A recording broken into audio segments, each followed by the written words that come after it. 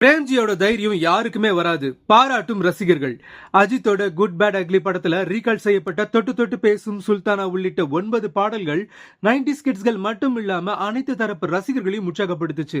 இது போதாதான் நம்ம இசைஞானி இளையராஜாவுக்கு உடனே பட தயாரிப்பு நிறுவனம் மேல வழக்கு தொடர்ந்ததோட பகிரங்க மன்னிப்பு கேட்கணும்னு குண்டு தூக்கி போட்டாரு. உடனே குறிப்பிட்ட அந்த படங்களோட தயாரிப்பாளர்கள் கிட்ட அனுமதி வாங்கியாச்சுன்னு பதிலடி கொடுக்கப்பட்டுச்சு. இதுக்கிடையில இளையராஜாவோட தம்பியும் இசையமைப்பாளருமான கங்கை அமரன் கோடிகள் சம்பளம் வாங்கிட்டு ஏன் எங்க அண்ணனோட பாடல்களை யூஸ் பண்றீங்க, அந்த பாட்டால தானே உங்க படம் சக்சஸ் ஆகுதுன்னு பரபரப்பு பேட்டி கொடுத்தாரு. இந்த நிலையில கங்கை அமரனுடைய மகனும் நடிகருமான பிரேம்ஜி சொந்த அப்பா மற்றும் பெரியப்பான்னு கூட பார்க்காம நியாயத்தோட பக்கம் நின்று பேசியிருக்காரு. குட் பேட் அக்லி விவகாரத்தை பத்தி கேட்டபோது இது அண்ணனுக்கும் படத்துக்குமான காப்பிரைட் பிரச்சனை, அவங்க அண்ணனுக்காக கங்கை அமரன் சப்போர்ட் பண்றாரு, எங்க அண்ணனை பத்தி ஏதாவது பேசினா நான் சப்போர்ட் பண்ணுவேன், இளையராஜா பாடல்களை வச்சுதான் படம் ஓடுதுன்னு சொல்றாங்க, அதெல்லாம் சும்மா, தலையால தான் படம் ஓடுது, ராயல்டின்றது எல்லா மியூசிக் கம்போசர்ஸுக்கும் சிங்கர்ஸுக்கும் கூட இருக்குன்னு நியூட்ரலா பேசினாரு பிரேம்ஜி.